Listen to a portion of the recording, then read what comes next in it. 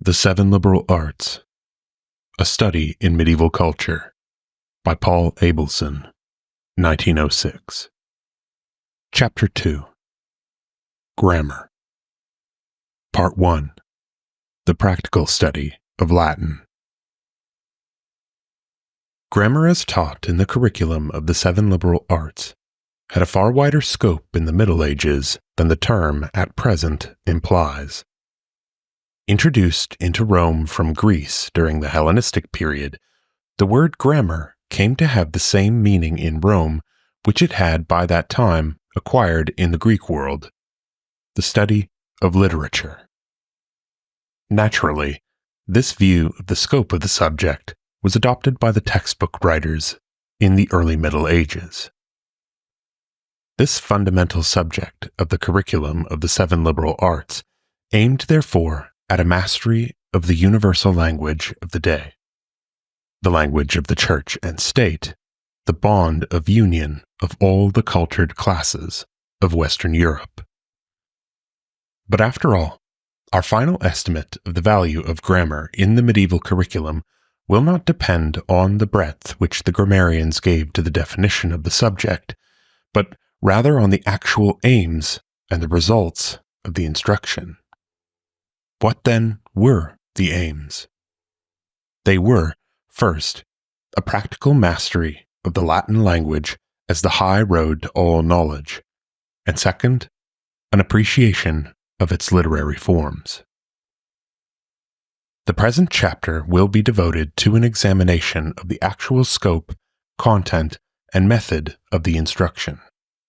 In other words, an attempt will be made to find out how and in what ways a boy in a medieval school was taught Latin, a language not his mother's tongue, so that after 3 or 4 years he was able to make it the language of daily intercourse in a scholar's environment. In the next chapter, a more difficult task will be attempted. There, the writer will endeavor to give a satisfactory answer to the mooted question: to what extent did the instruction in grammar in the curriculum develop a capacity for literary appreciation? There can be no doubt that in the teaching of grammar, the practical aim, the acquisition of the language for purposes of intercourse, was always realized. But in this work, the medieval teacher was thrown on his own resources, for whatever method of teaching Latin grammar might have been in vogue in ancient Rome, such a method was plainly of no value when Latin was to be taught to the medieval boy as a foreign language. This fact lends additional interest to the problem. While a complete authentic record of the method of instruction in Latin during the Middle Ages is not in existence, it is still possible to reconstruct, to some extent, the school life of that period. From various sources, it has been established that the medieval boy, when he began the study of grammar, was already able to pronounce and write Latin words, and to recite prayers in Latin. 3 years' practice in singing Latin verse and reciting psalms had already strengthened his memory and had taught him the elements of Latin quantity, though he had, as yet, no knowledge of the meaning of any of the words. With this preparation, the medieval grammaticus began the task of introducing the boy to Latin grammar. The starting point was, of course, the parts of speech. For this, an elementary textbook was required, one in which the elementary rules of Latin grammar should be illustrated in simple words. The difficulties which the teacher encountered in this work would in our day be considered insurmountable.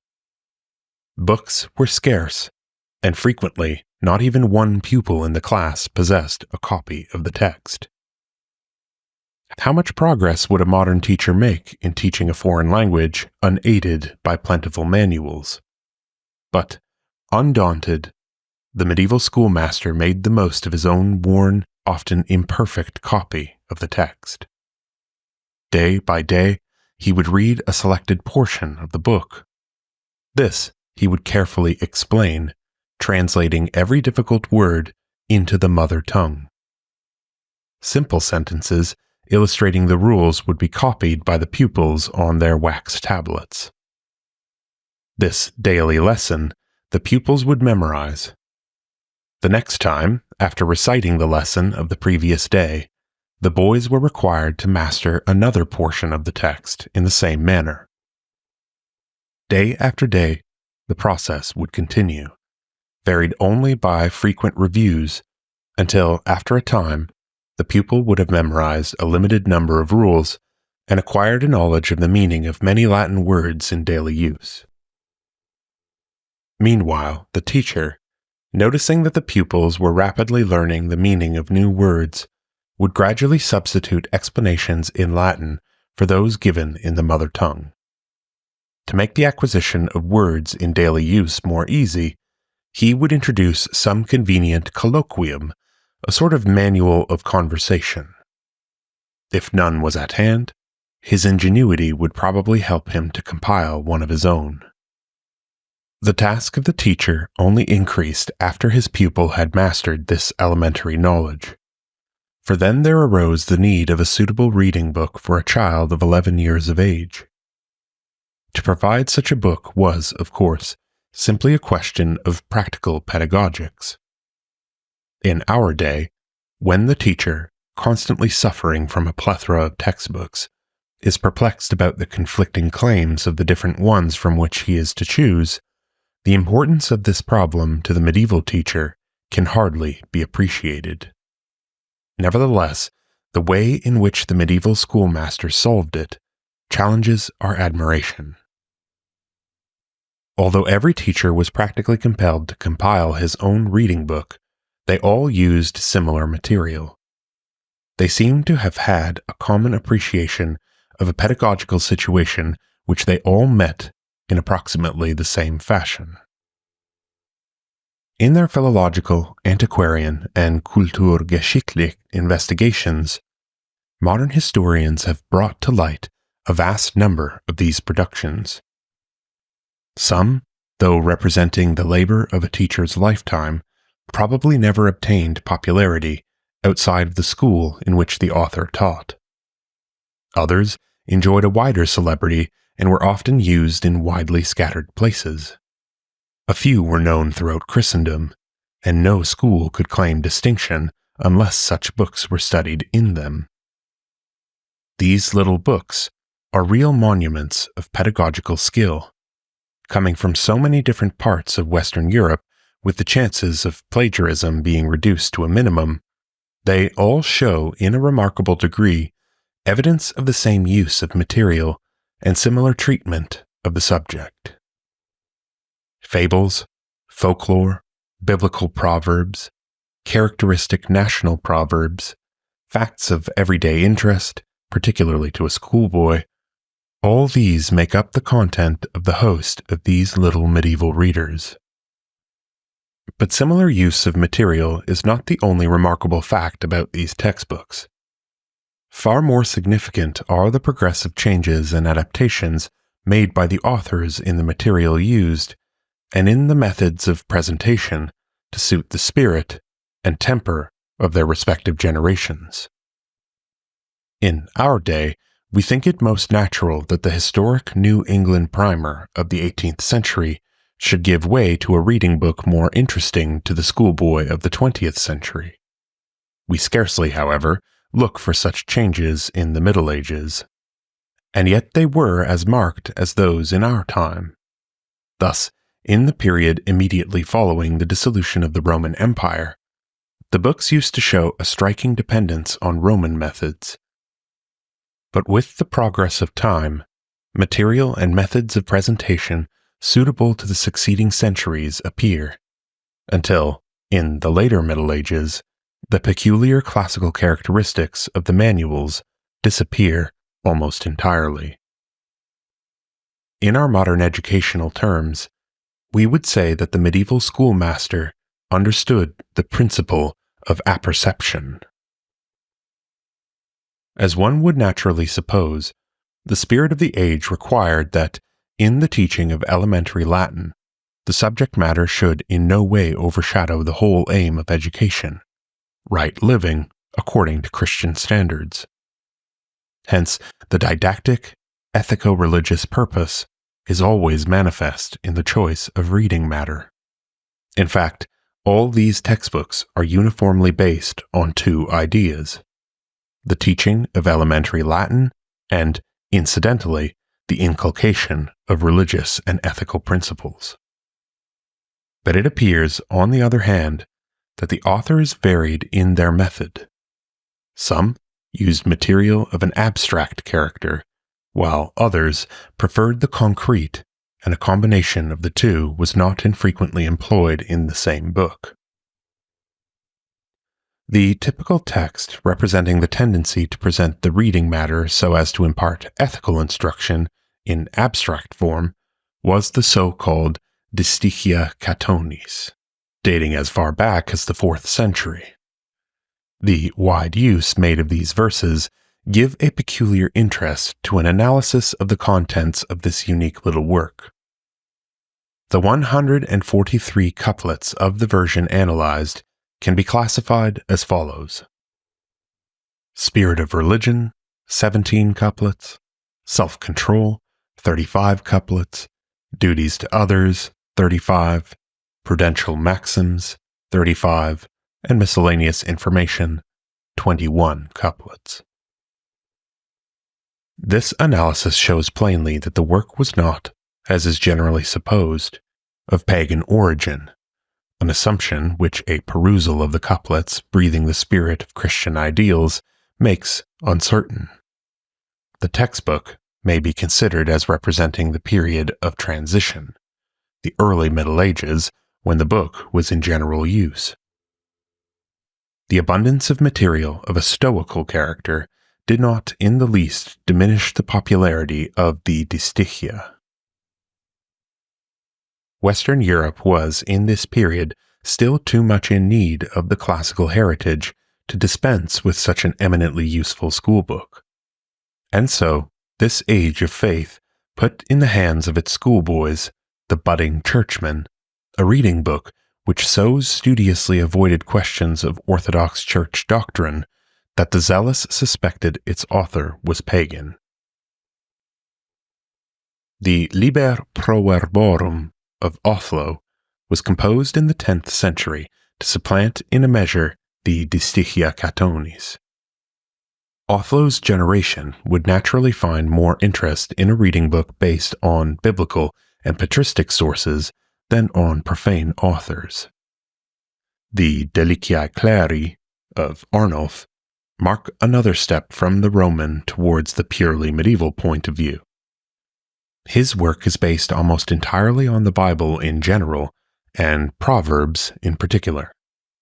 The Proverbia Viponis, the so-called Schriftslehre Proverbia, and the Proverbia Heinrici represent a still later stage in the evolution of textbooks of this character. In them, the material is derived neither from classical nor Christian authors, but from national characteristics. The reading book, which, however, appealed most both to the medieval teacher and pupil, was the one in which fable literature abounded. The doctrine of the modern schoolmaster, that, for children, the concrete is better than the abstract, seems to have been the watchword of this medieval prototype. On no other assumption can we account for the astonishing number of these collections. Though passing under the different names of Phaedrus, Avian, Flavius, Novus Avianus, and Romulus, all these collections were based mainly on the 5 books of Phaedrus, and on Avianus, the first, a writer in the times of Tiberius, the second of the 2nd century. In the 10th century, the fables of Phaedrus were worked over by one Romulus, and as such served as the basis of all subsequent medieval compilations in Latin, as well as in the different vernaculars. Among the notable collections, which were current in the later Middle Ages, the Novus Aesopus and the Novus Avianus of Alexander Neckham may be mentioned as being widely used. No less than 7 manuscripts in the verse of Neckham's works have been found by Hervieux. The Phaedrus was paraphrased and put into prose by monks to be used for teaching purposes, and no less than 47 such prose manuscripts have been found in France, southern Germany, England, Belgium, and Italy, while of the versified manuscripts, 112 have been discovered and traced to France, Spain, Holland, North Germany, South Germany, England, Austria, Belgium, Italy, and Switzerland. The number of manuscripts of various books of fables, which have been shown to be directly derived from Phaedrus, reaches 216. The kinds of textbooks described indicate the general tendency in the method and manner of teaching elementary Latin. There were, however, teachers from the 11th century on who aimed to combine the abstract and the concrete and to adapt the material to the tastes of their particular generation or nationality. All these efforts find their best expression in the wonderfully skilled Fecundia Ratis, a book of 2,473 lines of verse composed by Egbert, a priest and submagister scholae at Liege, where he finished the work between 1022 and 1024. In his exhaustive investigation of the subject, Voigt demonstrates that the object of the author was to create an ideal school reader, one that would embody what was best in literature and still present the same in a form not above the understanding of a schoolboy. To accomplish this purpose, sacred and profane, concrete and abstract material was used. Fables and proverbs were placed side by side with the best writings of the Church Fathers. That Egbert bestowed sufficient thought upon this subject is seen from the large number of writers he quotes directly or indirectly. The book contains a vast amount of information concerning student life and similar matters. In form, the work is so arranged as to be progressively difficult, beginning with thoughts expressed in one-line sentences and reaching towards the end paragraphs occupying more than 20 lines. In content, the 2,473 lines of the Fecundia Ratis is likewise progressively difficult. The first 595 lines are single-line proverbs and epigrams. The next 400 lines are distichs containing more involved thoughts. The next 760 include fables of varying length, while the remaining 600 are devoted to theological and biblical topics. The material examined in this chapter certainly bespeaks an intelligent appreciation on the part of the medieval schoolmaster of the pedagogical difficulties involved in the problem of teaching the elements of a foreign language, which was to become for the pupil the language of daily intercourse. The gradual modification and adaptation of the materials at hand to suit the varying needs of the changing times, and also to enhance the pupil's interest, likewise show great skill on the part of the medieval teacher, who, in many instances, was compelled to be the author of the reading book that his pupils were to study. 1. Latin prose authors. Varro, Curtius, Cicero, Capella, Cornificus, Boethius, Sallust, Isidore, Seneca, and the Latin grammarians. 2. The Latin poets.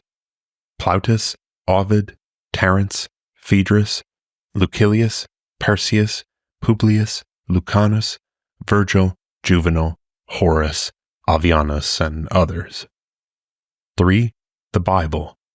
Genesis, Exodus, Deuteronomy, Kings, Esther, Job, Psalms, Proverbs, Ecclesiastes, Prophets, Acts of the Apostles, and the Epistles of St. Paul. 4. The theological writers. Lactantius, Ambrosius, Jerome, Chrysostomus, Augustine, Sedulius, Cassian, Prosper, Petrus, Gregory the Great, Isidore, Bede, Rabanus, and Rotharius. Chapter 3. Grammar. Part 2. The Study of Latin Literature. Scope. In his introductory studies, the student, as we have seen, acquired an introductory knowledge of Latin through the study of collections of proverbs and fables in prose and verse. He also mastered to a certain extent the rules of Latin composition and prosody, and was consequently ready for the more serious reading of Latin authors. As in the days of Greece and Rome, the poets were read first, poetry affording a better means for correct mastery of words and being more easily memorized. The choice of authors to be read always depended on the teacher's taste and the accessibility of copies of the authors. Religious bias had much less to do with the selection than has been supposed. But granting that Latin authors were read by the medieval pupils in their advanced study of grammar, a number of interesting questions still remain unanswered. To what extent were the classics studied? In what spirit were they studied? Which were the favorite authors? Did the study of the classics, after the manner and method of the age, really cultivate an appreciation of literary form in general, and of Roman literature in particular? It's not possible in this study to suggest definite answers to these questions, which have been a source of controversy from the day of the humanists. At bottom, they involve the all-embracing problem of the use of the classics in the Middle Ages, a subject of which an adequate history has still to be written. Moreover, this general subject of medieval education has not unnaturally become a battleground of Protestants and Catholics. One party would have us believe that the age was one of general ignorance. It could not have been otherwise, we are told, since the Church exercised such a baneful influence on learning. Isolated cases of barbarisms and mutilated quotations from the writings of a few prominent medieval personages are cited, and it is naively assumed that a case has been made out. Others, again, in their zealous defense of the old faith, not only vehemently assert that the classics were studied most assiduously during this period, but in their enthusiasm, they claim that in the Middle Ages there was almost an approach to universal elementary education. The attitude of recent writers on this vexed subject of medieval culture indicates a reaction from these extreme partisan positions. This new point of view has led modern investigators laboriously to compile lists of allusions to classical authors by medieval writers. From these compilations, we are assured that medieval writers were acquainted in a greater or lesser degree with at least the following authors: Plautus, Terence, Catullus, Lucretius, Virgil, Horace, Ovid, Lucan, Statius, Martial, Persius, Cicero, Seneca, the Plinies, Quintilian, Cornelius Nepos, Caesar, Sallust, Livy, Suetonius, and Tacitus. Now, while this generalization is certainly more in accord with the spirit of the modern historical standpoint, the evidence on which this assertion rests is far from being conclusive, for it has not as yet been proved that even a fair portion of these quotations are from first-hand sources. Indeed, the facts point to an opposite conclusion. It is well known that the medieval scholar had at hand a vast collection of quotations from all the above enumerated authors in Priscian's elaborate manual of grammar. How many of these learned citations really represent more than an acquaintance with the works of Priscian? From the foregoing paragraphs, it is clear that a complete answer to the questions raised cannot be given in this brief study. Nevertheless, the following points are susceptible of proof. 1. there was a general interest in literacy culture in the schools of the Middle Ages, and 2, the classic Latin authors were studied to an extent surpassing even the expectations of the most sympathetic student of medieval culture. That there was literary culture in the schools of the Middle Ages may be inferred from the following facts. A mass of good Latin writing, prose and poetry, was produced even in the same periods in which the stock specimens of wretched writings were composed. Moreover, part of the evidence of ignorance of the classics, and indifference to them, belongs to the university period when scholasticism had changed the entire spirit of the pre-university education, and the Church's influence on education was by far less potent than it had been in the earlier period. The complaints of John of Salisbury as to the neglect of the classics cannot be set down as characteristic of the entire period.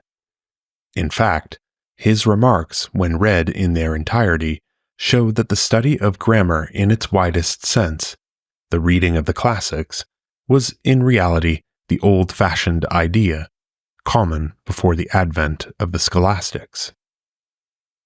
If we look into the educational conditions of the Middle Ages as they obtained, not in one country but in Western Europe, it can be easily demonstrated that at no time were the classics neglected to any such extent as had been supposed.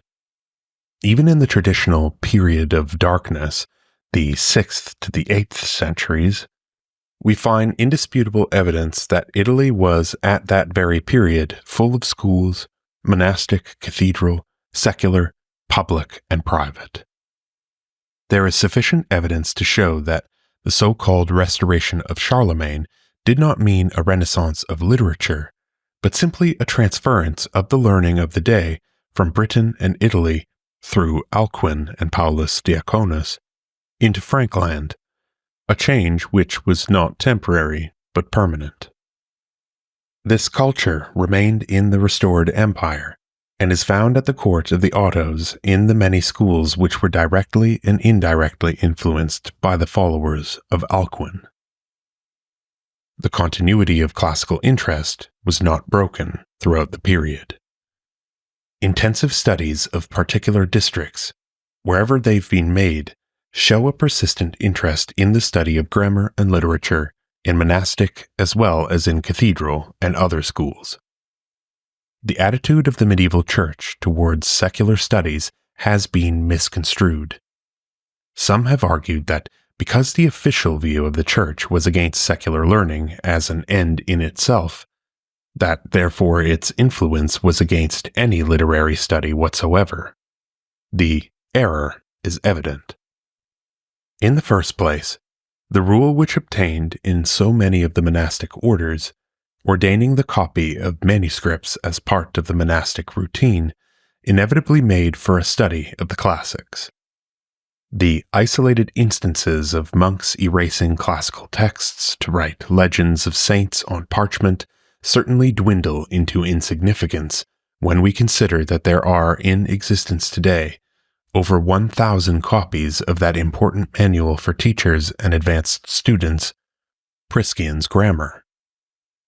The catalogues of monastic libraries of the Middle Ages, such as have come down to us, show that, invariably, nearly half of the books contained therein were grammars and pagan classical authors. Furthermore, the very accounts of the lives of the supposedly official opponents of classical learning showed that they had all received a good training in the classics. The number of centers of secular education, the existence of which can be definitely established, is constantly increasing. There is evidence to prove that in every land of Western Christendom, not only was there an abundance of schools of minor importance, but that there were also scores of centers of culture where the literature of the classical world was assiduously studied. Instances of approximations to modern standards have even been found in the brilliant classical teaching of Bernard of Chartres. That the classics were much studied can be proved by an abundance of fragmentary evidence which indisputably establishes the fact that the standard Roman writers were taught by teachers of grammar in the medieval curriculum. Theodulfus, Bishop of Orléans, successor to Alcuin as the educational advisor of Charlemagne, whose interest in the traditional seven liberal arts is unquestioned, shows that he actually taught the following named classic and Christian authors in the 8th century: Virgil, Ovid, Pompeius, Sedulius, Rutilius, Arator, Fortunatus, Juvencus, and Prudentius. Walter von Speer, who was educated at Speyer at the end of the 10th century, studied as part of his instruction in grammar Virgil, the Latin Homer, Horace, Persius, Juvenal, Statius, Terence, Lactantius, Boethius, and Constantius. In the same century, we find Gerbert, afterwards Pope Sylvester II, teaching among the grammatical subjects at Reims, Virgil, Statius, Terence, Juvenal, Persius, Horace, and the historian Lucan. All these he considered as introductory to the study of rhetoric. Now, as we know, Gerbert's interests were more mathematical than literary. Hence his judgment as to the necessity of studying the above-named classical authors as part of the subject of grammar would seem to indicate and reflect the average view of the teacher of his time. In the next century, we find Othello expressly mentioning Horace, Terence, and Juvenal amongst his schoolbooks. Hugo von Trimberg, the learned schoolmaster of Bamberg in 1280, gives the names of the books he taught and mentions Virgil, Horace, Ovid, Juvenal, Persius, Statius, the Latin Homer, Sedulius, Juvencus, Arator, Prosper, and Prudentius. Early in the 13th century, we find that Eberhard of Bethune, a teacher of grammar and rhetoric, mentions as models of style, in the third part of his reference book, the Labyrinthus, the authors which Hugo von Trimberg taught. Johannes de Garlandia gives an explicit list of the authors one should read in each one of the subjects of the seven liberal arts, mentioning among the works on grammar Statius, Virgil, Juvenal, Horace, Ovid, Sallust, Livy, Seneca, and Martial. In the 12th century, we find a schoolmaster mentioning Lucan, Persius, Terence, and Horace among the general books for the study of grammar. A satirical poem of the 13th century shows that the following books were studied: Ovid, Juvenal, Terence, Horace, Persius, Plautus, Virgil, Lucan, Boethius, and Maximianus. The study of Virgil was continued throughout the Middle Ages. He was considered the chief authority on grammar, as well as a master of style, hence the careful study of the Aeneid. The vast number of glosses on Virgil and other authors which could hardly have been used except for instruction in the classroom seem to prove the wide use of these authors. It is significant that Henry Dandely, the author of the humorous Combat of the Seven Liberal Arts, should put among those fighting under the banner of Orléans, the side contending for the study of grammar, the following authors: Donatus, Priscian, Persius, Virgil, Horace, Juvenal, Statius, Lucan, Sedulius, Prudentius, Arator, and Terence. The foregoing data, then, sufficiently exemplify the scope and the spirit of the instruction given in Latin literature as a part of the study of grammar. To be sure, the classics were not the sole material used by the medieval teacher to train the students in literary form and appreciation. The spirit of the age demanded that Christian writers be read also. But even this fact supports the thesis, for, on examining closely the evidence on this point, we find that only those Christian authors were read whose literary excellence was beyond question. As between literature of Christian content and literature of pagan content, the schoolmaster not unnaturally chose the former, but by no means to the exclusion of the latter. Even the most famous of the Christian authors barely rivaled, but never surpassed, Virgil in popularity as a medieval textbook. Among such Christian authors may be mentioned Juvencus, circa 330, the author of the metric Historia Evangelica, a gospel in Latin verse. The book was much used. Its pure style and fluent diction must have impressed the teachers with its value as a textbook from which to teach grammar. Moreover, its content was most satisfactory from a Christian point of view. The vast number of glossaries as well as manuscripts extant shows the wide use of this author for school purposes. Of great fame as a textbook was the Carmen Pascale of Sedulius, who flourished in 430. The book was based on the Old and New Testament. It became at once a standard for the teaching of Latin grammar, meter, and biblical history. Praise of it in the Middle Ages was very general. But the most widely used Christian author, whose popularity almost equaled the fame of Virgil, was Aurelius Prudentius Clemens, better known as Prudentius, who flourished around 400. His works, especially the Psychomachia and the Kathaimerinon, represent the highest expression of Christian thought in classic form. His influence most naturally was great, and praise of him fulsome. He was called the Dissertissimus atque Christianissimus poeta. The extent to which he was used can be judged by the 21 different manuscripts of German glossaries of his works, which are still extant. Methods. Turning to the methods of teaching the classics, we find them fully as elaborate in the advanced study of the classics as in the elementary study of Latin. The object now being a mastery of literary forms mainly, the method employed was to bring out the etymological meaning. Hence, dictionaries were used in abundance, and mythological and historical explanations were given to enable the student to understand the text.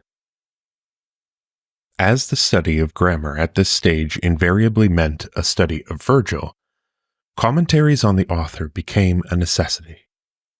Of these, there was a vast number. They can be classed into 4 groups. A.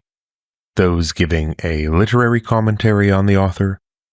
The most famous of these was that of Marius Servius Honoratus, which was used as the source and the type of subsequent works. Servius only gives such information as is absolutely necessary to explain the text literally. B. Those dealing with Virgil as a rhetorician. The work of Tiberius Claudius Donatus, who flourished around 400 AD, is the best known of this class. He comments on the Aeneid only as a masterpiece of rhetorical composition. C. Those treating of Virgil as a subject for eulogy. In this class of commentaries, Virgil is exhibited as the universal mind. Macrobius, a 5th century author, may be mentioned as the most typical. D. Those treating of Virgil from the mystical and allegorical point of view. To these commentators, Virgil is the book from which hidden things are to be revealed. As a type of this class, the 2 works of Fulgentius may be mentioned, the De Continentia Virgiliana and the Mythologicon. In the study of classical authors, accounts of their lives and the times in which they lived were often given to the pupils. The material for such instruction was found in little books, which were known as Accessus ad Poetas. While the literal explanation of the text was the minimum aim of instruction, much more than that was very often accomplished. The forms and idiomatic expressions were emphasized, selected portions were memorized, and the pupil was often tested as to his understanding of the text by being required to reproduce the thought of the author in correct prose without barbarisms or solecisms. The quality of such appreciative teaching depended mainly on the character of the teacher. Bernard of Chartres, for instance, who taught John of Salisbury in the 12th century, not only read the authors with his pupils, but also explained constructions, pointed out mistakes and beauties of the text, elucidated matters of antiquity, asked pupils to judge and to criticize, made them memorize passages and write original exercises in prose and verse. While this work represents, of course, the best of grammatical teaching of the time, practice by the pupils in prose and in metrical composition was very common indeed in the schools of the Middle Ages. In fact, the last of the 3 years devoted to the study of grammar was expressly given up to work of that character. Such instruction had its technical name, dictare, and the ability to make a dictamen metricum was a sort of testamentum maturitatis in grammar. The exercise was naturally based on some classical author or some biblical incident. In rare instances, an especially gifted youth would write an elaborate poetical production as his dictamen. The foregoing statements as to the study of the classics as part of the course in grammar apply only to the period before the opening of the university era, for then the character of instruction, both in the study of the elements of Latin grammar and in the advanced study of Latin literature, changed and took on a more dialectical aspect. Of this change, the textbooks of that period will give ample proof. This period is the time of the contest of the arts against the authors. The arts, as we have seen, meaning merely a logical treatment of all the 7 liberal arts. Instead of the originals and commentaries on authors, we shall find brief anthologies, the Floretus and the Facetus, the latter erroneously attributed to the prolific Johannes de Garlandia, are but typical of the kind of reading matter that was beginning to replace the classics in the study of grammar. In this change in the method of teaching the whole subject of grammar is to be found the explanation of the decline of classical tastes and Latin style in the 13th and 14th centuries. This situation is in marked contrast to the prevalence of classical tastes, which even Hallam admits existed in the 10th and more particularly in the 11th centuries, which was unmistakably due to the great amount of instruction in the classics given in the schools of that period. In the period of scholasticism, there is a shrinking of the subject matter of grammar. After a most cursory study of the mere elements of Latin, the pupil was hurried to the university and Aristotle. In this neglect of Latin literature, pagan and Christian authors alike suffered. The decline of the interest in the classics in time brought its own reaction and made possible the humanistic movement. The main purpose, however, of the present investigation is to review the typical instruction of the Middle Ages proper. Consequently, a detailed examination of this period of decline is foreign to our inquiry and forms more properly a part of the study of humanism. Chapter 4. Grammar. Continued. Part 3. Textbooks. Nowadays, if we wish to form a tentative opinion as to the character of instruction in an educational institution, we look at the curriculum and at the textbooks used in various subjects. But while in our day these give only a clue to the general character of the instruction, in the Middle Ages the textbook was almost the sum total of the instruction given. An examination of the medieval textbooks, dry though such a task may be, affords a true insight into the character of medieval teaching. The medieval textbook represents not only what the pupil studied, but also what in many cases the teacher knew of a given subject. His teaching consisted largely of dictation from the textbook.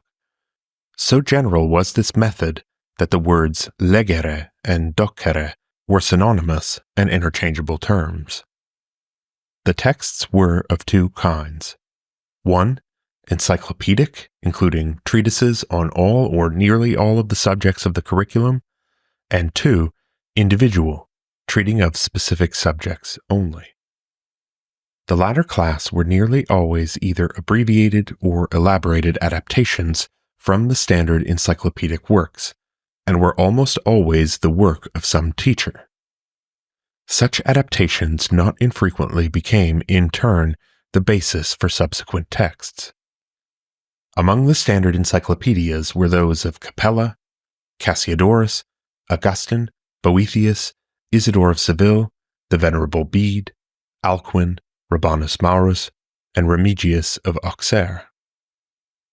The works of Boethius and Bede included only the subjects of the quadrivium. Capella's was based on the earlier work of Varro. Those of Cassiodorus and Isidore of Seville were in turn based on that of Capella. Passing on to the consideration of the textbooks on grammar, we find them all based mainly on the works of Donatus and Priscian. They may be divided into two classes belonging to two distinct periods, with the end of the 12th century as the time of transition. The characteristics of the work of the later period are 1. An exaggeration of the disposition to reason observable in the first period, 2. A paucity of illustrative material, and 3. A general dry and deadening method of treatment. It is the period of scholasticism in grammar. The first period. The textbooks of this period are almost all from Italy. Many of them are in the form of a dialogue, not in the Socratic manner, but rather in the form of question and answer. As to the intrinsic value of these grammars, it may be said that, while worthless when treating of derivations, they are very scientific in the proportions dealing with syntax. The most widely known textbook on grammar throughout the Middle Ages was the Ars Grammatica Minor of Aelius Donatus. It is not a reading book, as is sometimes asserted, but a brief outline of the 8 parts of speech occupying some 8 printed pages. The author's source was the now lost Ars Grammatica of Palaemon, an author of the 1st century. Altogether different from the book of Donatus, and all embracing in its scope, was the Institutio de Arte Grammatica by Priscian.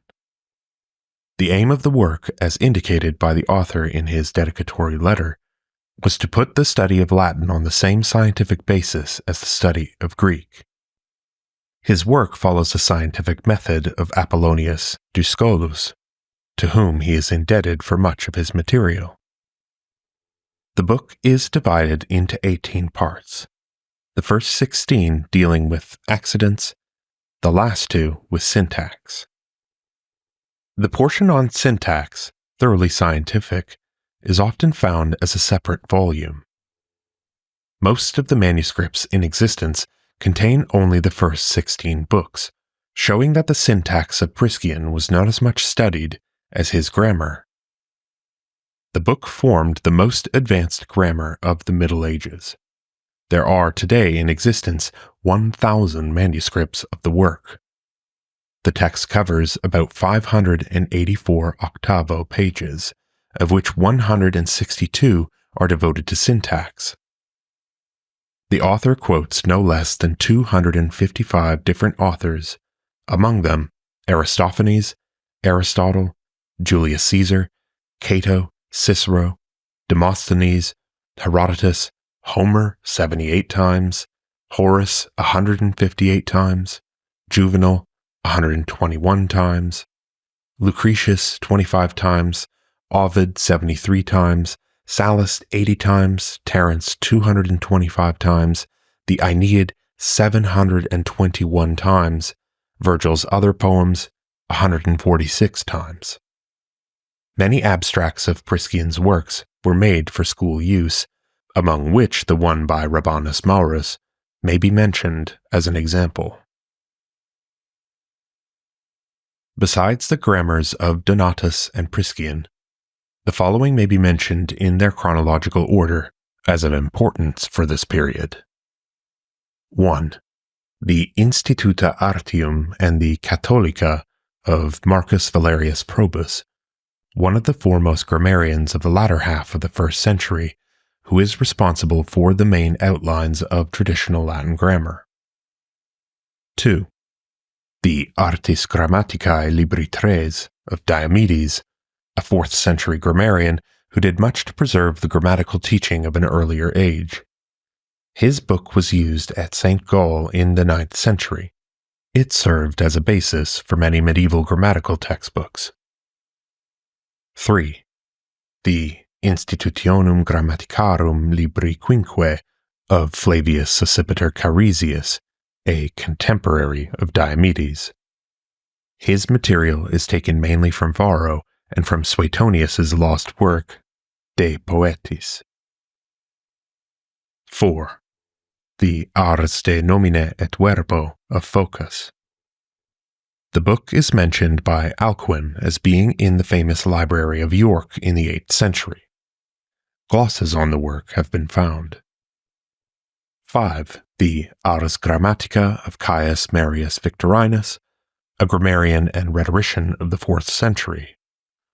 His treatise in 4 books, devoted especially to the study of meter, is mentioned by Notker.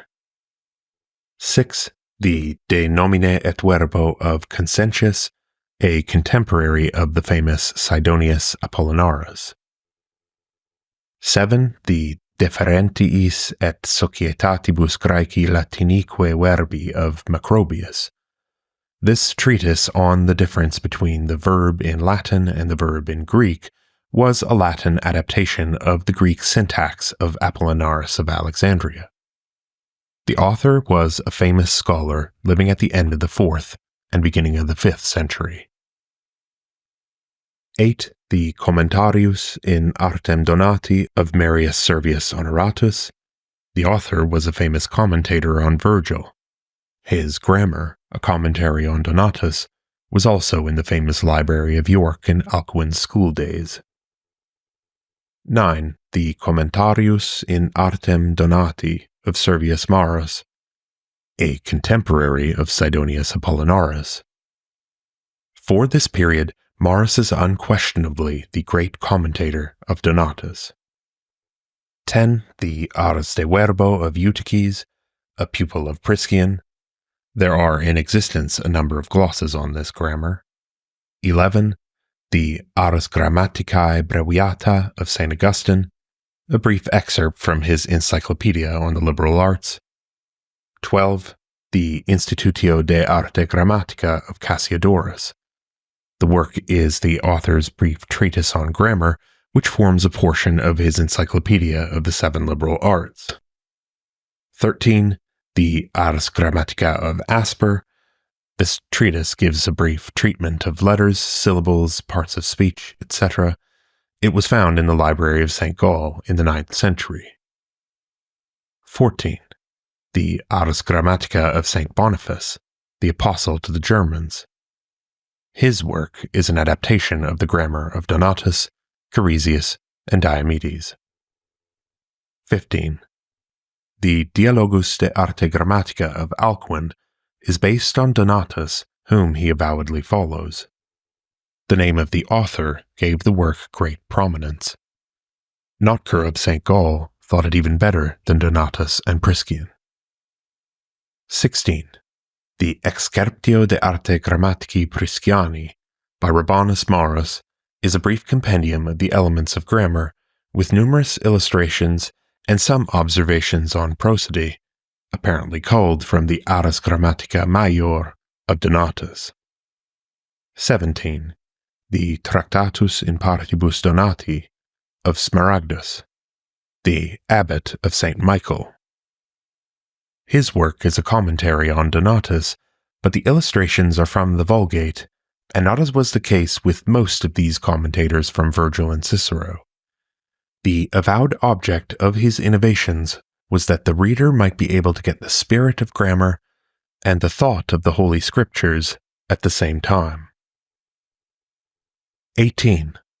The Expositio Super Donatum of Remigius of Auxerre, who died in 908, is a famous commentary on Donatus by a famous teacher of sacred and profane literature, who also wrote a commentary on the Encyclopedia of Capella. The former was used till the Renaissance. The second period. The important place which Priscian occupied as an advanced textbook on grammar in the first period was later usurped by the Doctrinale of Alexander de Villedieu, composed in 1199. From the medieval point of view, there were important considerations to explain the phenomenal popularity of this book, which had undisputed sway in most of the schools of Western Europe for over 3 centuries. The number of manuscripts actually in existence at present reaches 250, 33 of the 13th century, 64 of the 14th, 154 of the 15th, and 9 of the 16th, while the total number of printed editions is no less than 295. The book was used in the schools of Germany, France, England, Spain, Italy, and Poland, as well as in the universities. The reason for its wide use are the following. 1. The entire grammar was in verse.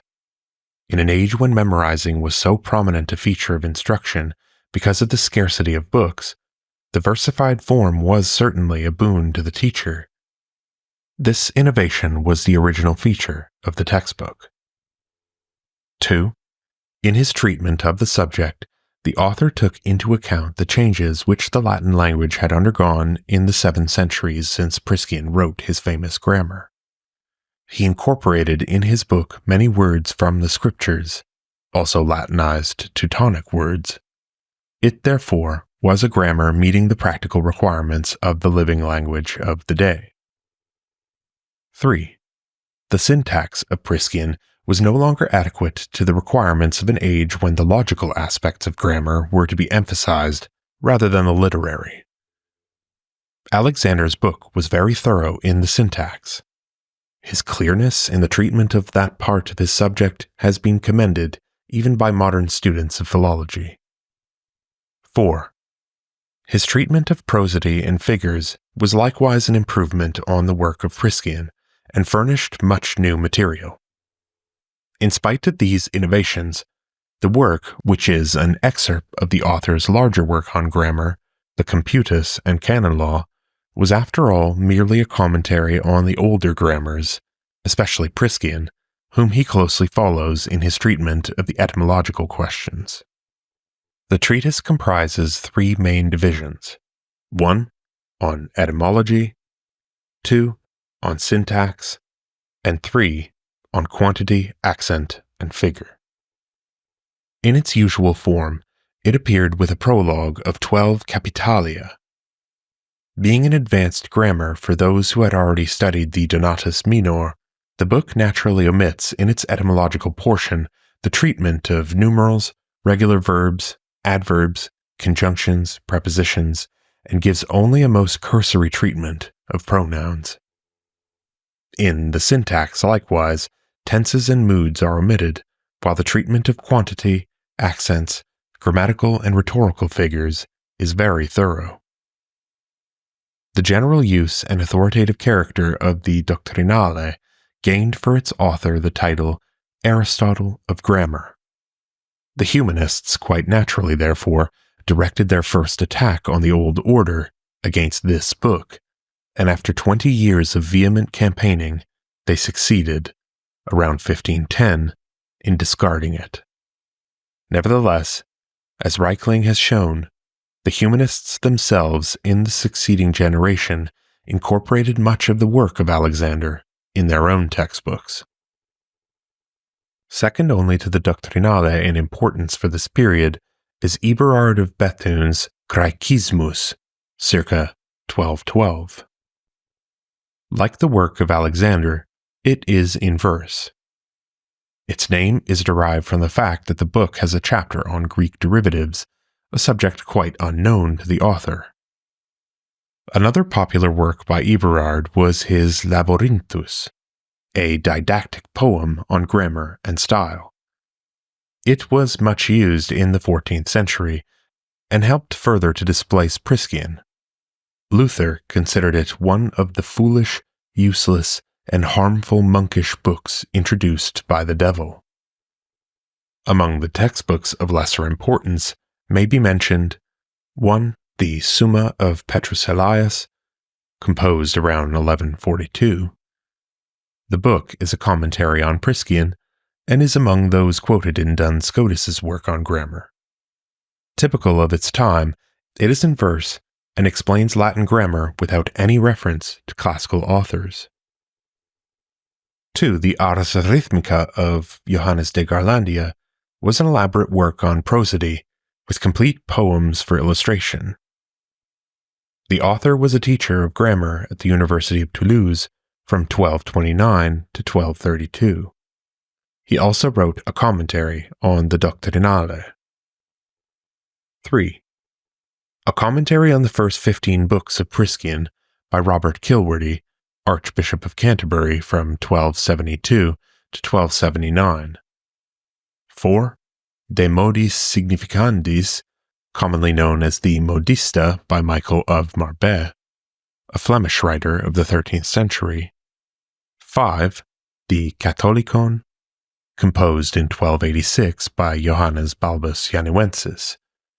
The book was so named quod sit liber communis et universalis. The work comprised 5 books. 1. De Orthographia. 2. De Accentu. 3. De Etymologia. 4. De Figuris. And 5. De Prosodia. Added to it was a brief vocabulary. 6. The Artis Grammaticae Institutio, a grammar well known in its day, in which the examples were based on Sallust, Virgil, Horace, Ovid, Lucan, and Juvenal, was the work of Caesar of Lombardy, another 13th century writer. 7. The Grammatica Speculativa de Modis Significandis was composed by Duns Scotus, the famous scholastic writer. It is typical of the philosophical treatment given to grammar in the later Middle Ages. 8. The Florista was written by Ludolf of Luchau around 1236. The author was a teacher at the famous school of Hildesheim. The work, a syntax in verse, was so named because the first line read, Flores grammaticae propono scribere. It was widely used in Germany, the Netherlands, and France. Vocabularies. 1. General character. Supplementary to the textbooks on grammar proper were the vocabularies which occupied a prominent place in the instruction in grammar in the curriculum of the 7 liberal arts. These were variously known as Vocabularii, Dictionarii, Glossae, and Commentarii. Only with their aid could the mastery of Latin language, both for practical and literary purposes, be accomplished. The characteristic vocabularies of the Middle Ages were more than mere working dictionaries for particular classical authors. They were of different kinds, some explaining the Latin words in easier Latin, some in the vernacular, French, German, or Anglo-Saxon.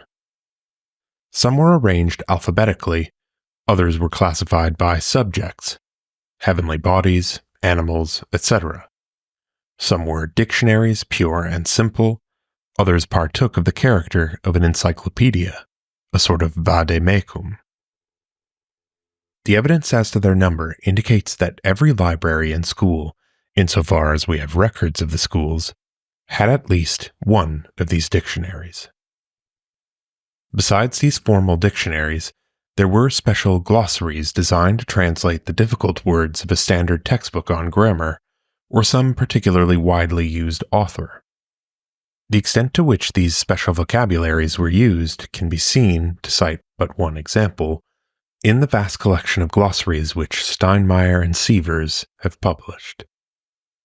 In that, we find an alphabetical dictionary of some 5,200 biblical words of the Vulgate, compiled by Rabanus Maurus, glossaries for nearly every book of the Old and New Testament, and glossaries for Capella, Donatus, Priscian, and the other authors studied in the schools.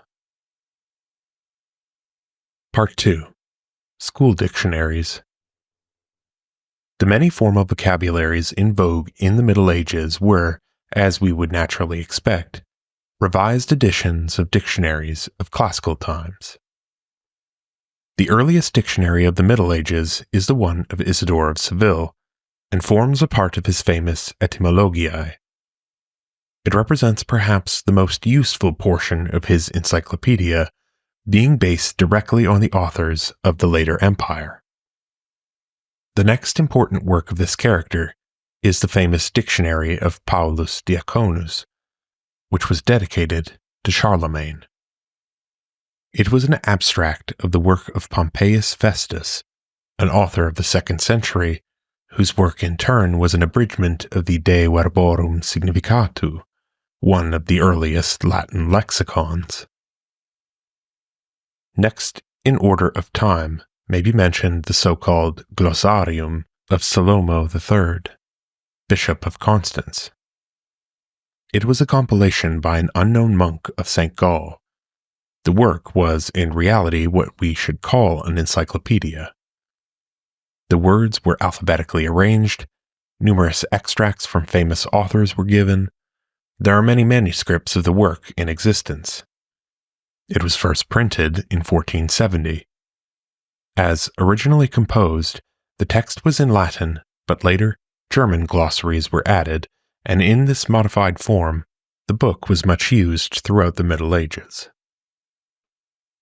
Aelfric, Archbishop of Canterbury, is the author of the famous Anglo-Saxon Glossarium. The writer cleverly grouped and arranged his material to explain the meaning of many Latin words. With this little book, the acquisition of Latin vocabulary must have been an easy task to the Anglo-Saxon schoolboy.